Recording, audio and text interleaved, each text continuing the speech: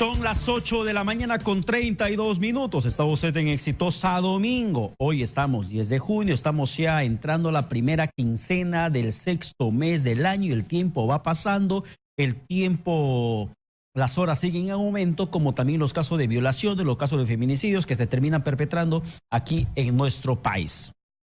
El último caso, el caso de la Terramosa, de esta empresa de transporte interprovincial, que termina finalmente enfrentando y demostrando que no existe trabajo articulado, lamentablemente, demostrando que no existe trabajo cohesionado, que no existe una sinergia con toda la violencia social en contra de las mujeres, abusos sexuales, feminicidios, que no exista un protocolo concertado, policía, Ministerio Público, Poder Judicial, es sumamente preocupante, lamentable.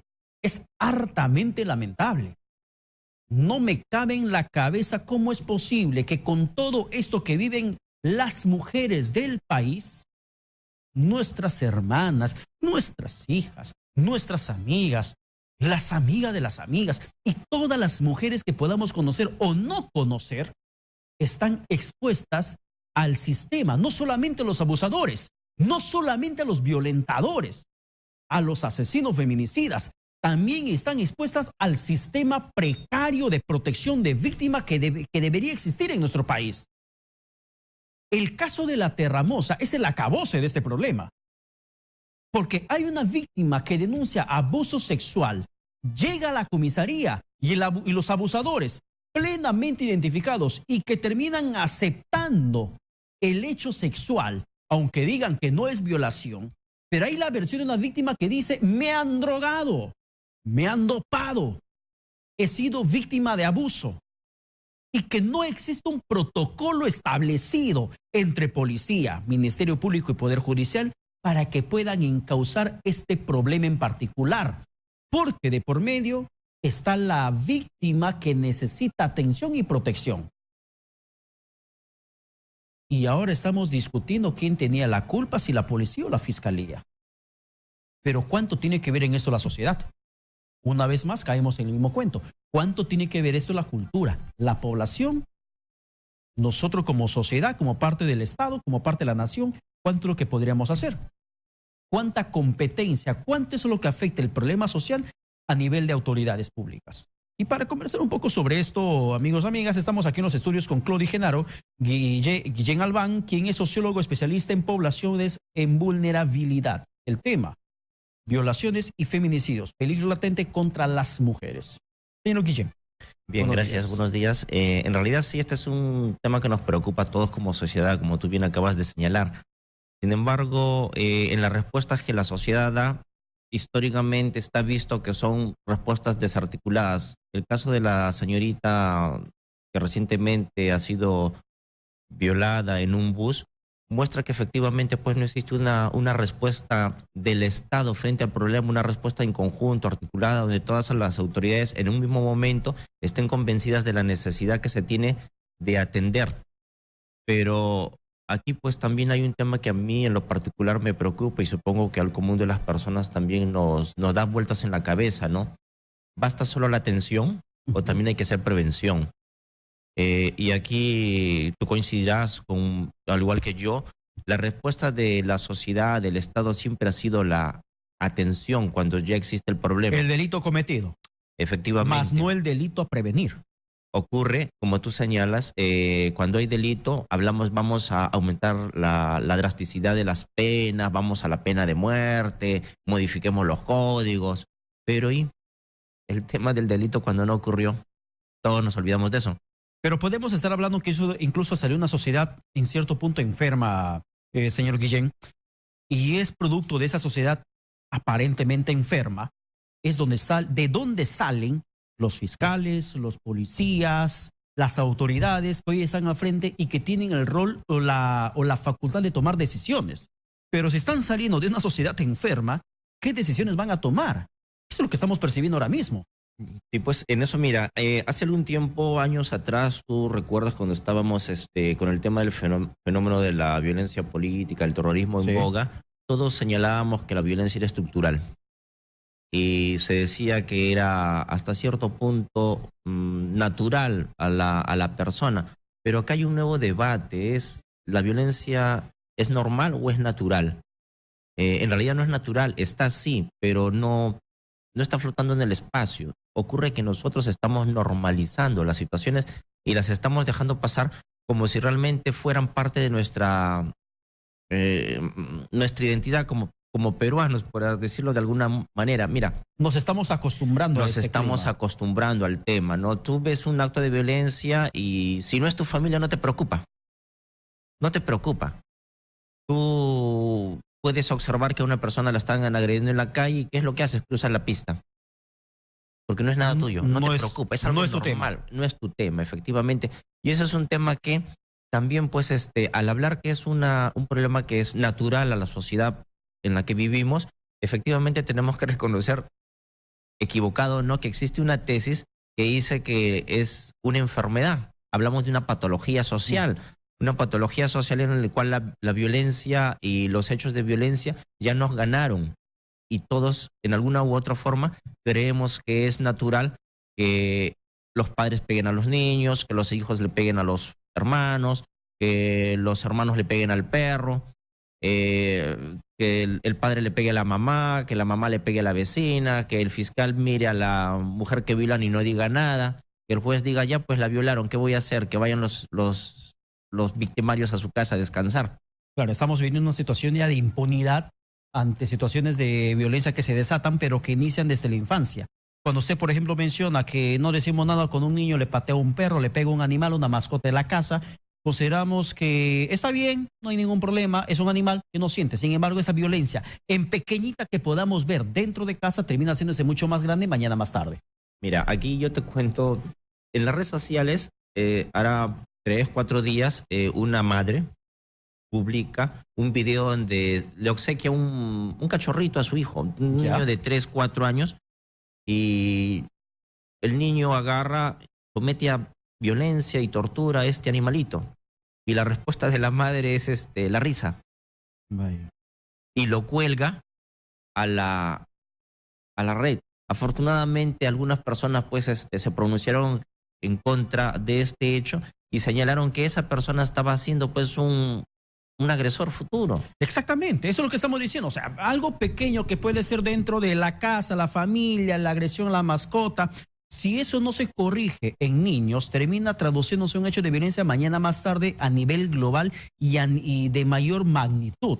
Y podríamos estar hablando de hasta de una persona violentadora con su pareja, agresora con su pareja, podríamos estar hablando de un posible feminicida, porque ella no va a medir su nivel de violencia, porque considera que eso está normal, porque lo han normalizado, entre comillas, dentro de la familia. Claro, se está pensando que es normal, porque mira, tú tienes un niño que nace en una familia donde ve violencia, la forma de relacionarse en los adultos es a través de palabras ofensivas o a través de hechos físicos que llevan a agresiones, incluso algunas veces que terminan pues en la comisaría o los hospitales.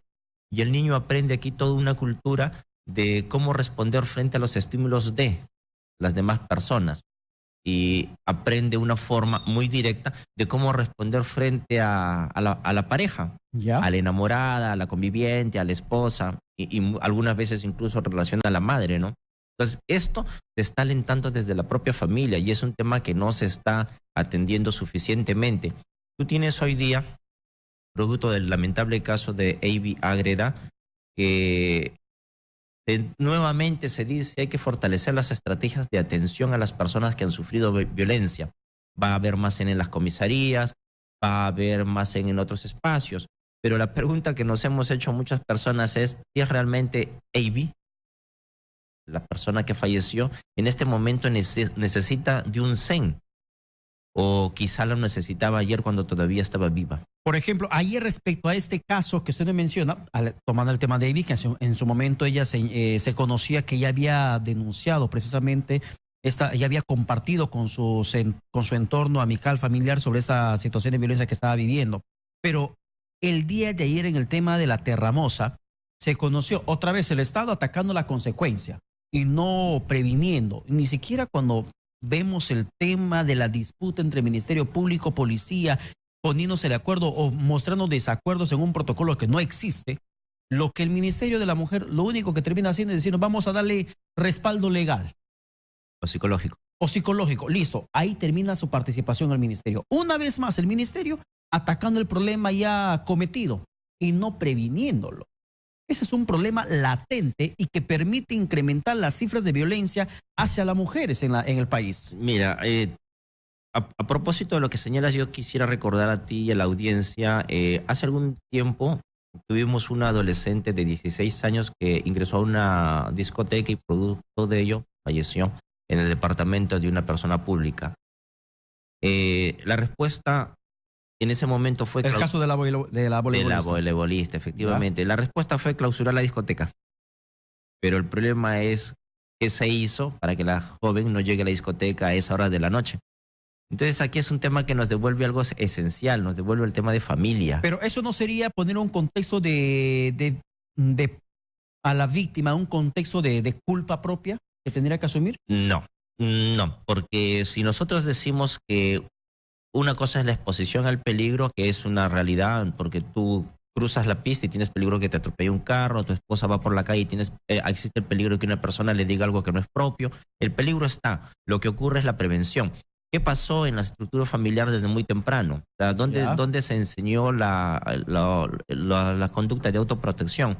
Mira, si bien es cierto, todos hoy día incluso decimos que la familia es la cédula básica de la sociedad, lo decimos por dos motivos. El primero, porque aporta pues nuevos miembros a la sociedad. Y el segundo, porque debe encargarse de hacer que estos nuevos miembros vivan adecuadamente en la sociedad. En buen romance, que respeten las normas y las instituciones, que usen un lenguaje que nos permita comunicarnos adecuadamente y entendernos, pero sobre todo, además de alimentación y cosas así, que controle los impulsos de los hijos. A eso también me trae a la memoria este último caso de esta joven que ha sido agredida con un tenedor por su pareja, le incrustó el tenedor en el rostro, llegó finalmente el caso a conocimiento de la policía y la víctima termina decidiendo por no denunciar a su agresor. ¿Eso qué representa? Lamentablemente, pues, representan dos cosas que son lamentables. La primera, que no tenemos la suficiente capacidad para autoprotegernos. Tenemos una especie de aprendizaje, de exposición al riesgo y sobre todo, pues, tenemos todavía una forma de relacionarnos que nos demuestra hasta cierto punto una baja autoestima, ¿no? Porque muchas personas pueden hacer su vida totalmente independiente, no de la violencia, sino de la persona que ejerce violencia. Entonces aquí hay que nuevamente abrir el tema. ¿Quieres vivir con violencia o quieres vivir con una persona que es violenta? Claro. En las relaciones que se están estableciendo actualmente, tú observas que hay un aumento muy grande de embarazo adolescente, niñas de 13, 14 años que se embarazan porque sencillamente no quieren perder al enamorado. E inician una vida sexual desde muy temprano porque no existe una cultura de decir no. Y no se desarrolla porque muchos servicios sociales no contribuyen a ello. ¿Y qué ocurre cuando dicen no? Te matan, pues. No es no, tendría que ser en cierto modo una campaña de sensibilización, pero cultivada no ahora con la población adulta machista, sino con los niños. Efectivamente. Porque si vemos el problema como algo estructural, la estructura tiene sus bases, tiene sus cimientos. Los cimientos de la nueva sociedad que podamos estar generando son los niños, es la infancia. Si generamos niños violentados, niños que tienen la cultura, el pensamiento machista, el niño del no es sí, como por ejemplo la semana que pasó nos señalaba una exministra que hay un estudio donde señala que, por ejemplo, 3 de cada 7 estudiantes escolares sostienen que cuando una muchacha les dice que no, para ellos es sí. Entonces, ese instinto de malinterpretar o hacer tu propia interpretación de la realidad sentimental, que muchas veces se ha dado por un tema de desamor, un tema de rechazo, un tema de ruptura sentimental, y terminan cometiendo un hecho fatal, fatídico, como el tema de matar a la pareja. Eso tendría que ser cultivado, la prevención desde la infancia. Mira, el tema del no es un tema bien interesante de analizar en todo caso y de conversar. Un tema de asertividad. Cuando se dice no es no. Pero ocurre que las personas están aprendiendo de los padres que cuando una joven te dice no, en realidad sí, pues no. O sea, y si ven que en su propia casa la madre dice no y el padre hace algo en contra de ese no, igual el niño piensa que es un sí. Termina internalizándolo como algo normal. Y regresamos al tema de la O sea, normalización. y no solamente tendría que verse el problema desde un contexto de discurso en la familia, sino también desde la misma práctica de los adultos. En realidad nos devuelve el hecho que tú señalas. O sea, hay adultos que viven de una forma y que están enseñando a los niños a vivir de esa misma forma. Es un tema de socialización. Y aquí pues hay que hacer prevención a nivel de la familia. Los niños están ingresando a familias que ni siquiera saben para qué formaron familia y que su única forma de relación es la violencia. El Estado tiene un rol aquí, el Estado tiene servicios sociales que podrían ayudar a fortalecer las relaciones familiares. Tienes, de repente se me ocurre, tienes los CEDIS del INAVIF, tienes los propios servicios del Ministerio de la Mujer, tienes los educadores de calle, la estrategia acercándonos, en fin, los servicios de salud mental y comunitaria que también tiene el Ministerio de Salud. Existen múltiples estrategias que podrían colaborar a prevenir las conductas que hoy día se presentan de violencia contra la mujer y feminicidio. Sin embargo, parecería que la respuesta del Estado se cifra en estrategias orientadas a cuántas personas atendiste. Claro. Y no a cuántas personas no atendiste. Por ejemplo, justamente a ese punto quería llegar. Y lo único que hace el ministerio es reportar las estadísticas, más no la prevención. Y la estadística del 2017 nos dice que se registraron 81.009 casos de violencia física, psicológica y sexual. 2017, información oficial del Ministerio de la Mujer. Y que el 2016 fueron menos, fueron como 21.000 casos menos, porque se registran 60.589 casos. Bien. O sea, estamos hablando solamente de estadísticas, que el Estado como dentro de su rol de competencias, lo que hace mínimamente es registrar la estadística, pero ¿cómo desde el punto de vista sociológico tendría que ingresar el Estado a través de sus ministerios, de sus instituciones, a la familia para que pueda comenzar a cimentar las bases de una nueva sociedad sin violencia? A ver, mira, en este mes de junio, recuerdo yo que el año pasado también en junio, la República en su página social había puesto lo que tú señalas, ¿no? Alarmante. Este año los feminicidios serán mayores a los del año 2016, pero también eso era a propósito de que el 1 de junio había muerto una mujer producto de que también fue quemada por su pareja. Y lo curioso es que se repitió el mismo mes y el mismo hecho, ¿no? Que también tenemos una mujer que ha muerto quemada, víctima de una persona que entre comillas decía quererla. Es una extraña forma de querer, pero eso es un aprendizaje también. Aquí, por ejemplo, nuestros servicios están efectivamente pues centrando en las estadísticas, ¿no? ¿Cuántas personas atendiste? Pero no se están centrando en que lo real del asunto no es atenderlas posterior a la violencia, porque es más caro darles asesoría legal, asesoría psicológica, contención de todo tipo, llevarlas a un refugio. Sin embargo, es más económico en términos económicos y sociales la prevención. O sea, desde muy temprano podríamos empezar a trabajar en la propia familia, fortaleciendo a la familia y desinstalando algunas conductas machistas, porque también hay que ser reales y concretos. El machismo existe y nos está desbordando, porque tú te crees dueño de las personas, te crees dueño de su conducta, te crees dueño de su cuerpo, de las respuestas que en general puede dar. Por eso le pregunto, señor Claudio Guillén, ¿cómo podría el Estado ingresar a las familias para poder generar nuevas conductas dentro del hogar? Porque el problema nace en el hogar. El problema, la principal conducta aprendida por el ser humano es en la familia. ¿Cómo el Estado podría irrumpir dentro de la familia para poder cambiar esa situación que estamos padeciendo? Mira, también quisiera recordar algo. Hace algún tiempo el propio Ministerio de la Mujer, en 2 gestiones anteriores, la única propuesta que tenía el Estado para fortalecer a las familias en riesgo y vulnerabilidad eran los CEDIF, pero empezó a transferirlos a los gobiernos locales, cuando todos sabemos que los gobiernos locales no tienen la capacidad para atender este tipo de servicios. Y muchos de estos centros que mantenían la capacidad para fortalecer las familias y prevenir conductas de riesgo. No sé si puede ser una discrepancia, un tema de coincidencia diametral lo que podría plantear en el tema de los gobiernos locales. No creo que no tengan la capacidad, lo que no tienen es el interés, porque un gobierno local sobre todo se sustenta el éxito de un gobierno local en el fierro y el cemento. Pero en el desarrollo de capacidades humanas es lo que precisamente no invierten y es poca la inversión que allí va destinada en el tema de prevención de violencia, en el tema de nutrición, en el tema de formación de habilidades, porque para un alcalde, una alcaldesa, lo que le vale es el fierro, el cemento, la placa recordatoria, la foto en primera portada, finalmente diciendo promesa cumplida. Esa es la promesa. Pero por esa pista nueva, ese colegio nuevo, dentro de ese colegio nuevo se están formando ciudadanos, personas que simplemente dentro del hogar carecen de afecto. Ahí estamos viendo un tema también, otra vez, el tema estructural. ¿De qué sirve, por ejemplo, que el gobierno termine implementando políticas que termina delegando a gobiernos locales que no tienen ni el más mínimo interés? Porque capacidad considero que tienen. Hay profesionales y buenos, hombres y mujeres. Pero el interés de quien está en la cabeza es nulo respecto a la formación de desarrollo humano. Bueno, pues no deja de tener verdad lo que dices, Pedro, pero en realidad las estructuras municipales, muchas de ellas no están preparadas pues para prestar servicios de este tipo. O sea, puede ser que sea cierto que haya muchos profesionales, pero la función de estos profesionales no está abocada a la prevención de conductas de riesgo. Por políticas municipales que dentro de ese mismo gobierno implementan. No solamente por eso, sino porque los profesionales que llegan a un gobierno con un alcalde se retiran con el alcalde.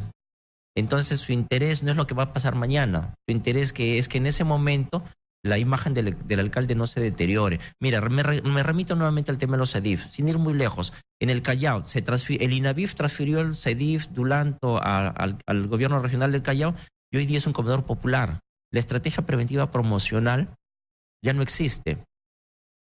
Y tú ves que en el Callao la violencia urbana se ha disparado. No existe una investigación que lo diga, pero sin embargo empíricamente se conoce, se ve. Se ve. Otro ejemplo, en Apurímac y en diferentes sitios donde los CEDIF han terminado siendo el espacio de la Feria del Pueblo.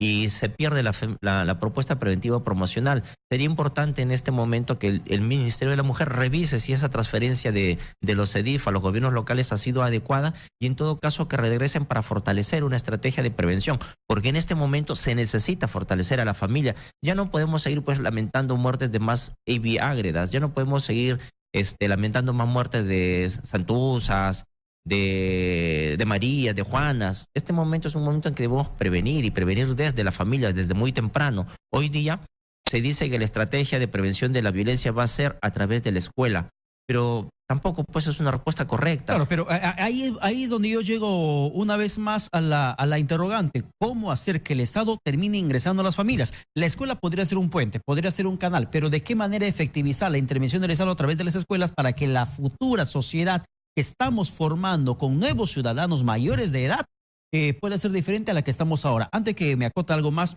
habilitamos líneas telefónicas 251-9422-467-4499, líneas telefónicas habilitadas para compartir comentarios respecto al tema que estamos tocando en estos momentos aquí en los estudios con el sociólogo especialista en poblaciones de vulnerabilidad, Claudy Guillén, el tema de violencia, feminicidios que se viene perpetrando en nuestra sociedad contra las mujeres. ¿Cuánto es lo que tendría que hacerse desde la familia, desde el hogar, para poder revertir esta situación? Señor Guillén, a este punto que le acaba de mencionar, le agrego algo más, por ejemplo. ¿Cómo interviene el Estado? 2009-2015 se implementa un plan el Plan Nacional de Lucha contra la Violencia hacia la Mujer. Es la matriz del plan que está ahorita, que está en estos momentos vigente, el Plan Nacional de Lucha contra la Violencia de Género. La cambiaron el término mujer por género. Pero en 2009 se incorpora dentro de este Plan Nacional de Lucha contra la Violencia hacia la Mujer, se incorpora un acápite de implementación en todas las comisarías a nivel nacional de los CEN, de los Centros de Emergencia Mujer. O sea, considerando que la implementación del CEN es un punto importante en la lucha contra la violencia hacia la mujer. No sé cuál lectura han tenido los que han impulsado ese plan, pero el CEN no te va a prevenir. El CEN atiende a la población ya vulnerada, ya afectada, ya violentada. Un logro, he escuchado que se ha dicho que un logro en el Ministerio de la Mujer es que el Ministerio de Economía haya asignado una partida presupuestal para justamente implementar CEN en las comisarías. Pero eso no es un logro real, pues, es un logro. Tú vas a atender 1000 mujeres violentadas, 10.000 mujeres violentadas. Pero eso no es un éxito porque ahí estas mujeres ya no necesitan eso. Necesitan que no las golpeen, necesitan que no las maten. Necesitan que las dejen trabajar adecuadamente, que vayan a estudiar sin que haya una persona persiguiéndolas. Una periodista hace poco también revela que una persona la acosa. ¿Qué hemos hecho? ¿Nada? En medios de comunicación, hace algunos años, una periodista de espectáculos puso un video donde una adolescente saliendo de una discoteca fue violada en la calle. ¿Qué hicimos? Nada. Nada. Pero sin embargo, seguramente estas personas sí podrían alimentar las estadísticas, pero en realidad debemos alimentar las estadísticas de la prevención, no las estadísticas de cuántas personas están siendo atendidas después de haber sido violadas. Y ese es un reto para el Estado. La escuela es importante, sí, pero no es todo, porque tiene que ser una estrategia articulada entre los sectores que tienen participación directa y aquellos que no la tienen. Mira, en el año 1967, en una conferencia mundial sobre la crisis de la educación, ya se dijo que la educación formal no es suficiente para atender los problemas sociales, no va a contribuir porque la familia desde el año 40 ha ido perdiendo las funciones que tenía. La función de la educación que teníamos, que seguramente tú y yo recibimos, ya no es la misma función de educación que la familia ejerce hoy día. Esa función se la deja a la escuela, a los amigos, al hombre que está parado en la esquina, a la prostituta de la calle. Entonces ya la familia ya no cumple esa función educativa formativa que tenían hace muchos años atrás. Incluso hasta la propia función de alimentación ya no es cumplida por la familia. Ahora tú esperas que lo cumpla el comedor popular, el vaso de leche, el comedor de la parroquia. Entonces, junto a esa pérdida de funciones, también se están perdiendo responsabilidades a nivel de la familia. Y tomando todo lo que usted está diciendo, ¿cómo se podría propiciar la reunificación de la familia, si vale el término, en este caso? Porque todo parte dentro del seno familiar. Claro, justamente, pues ahí quería llegar.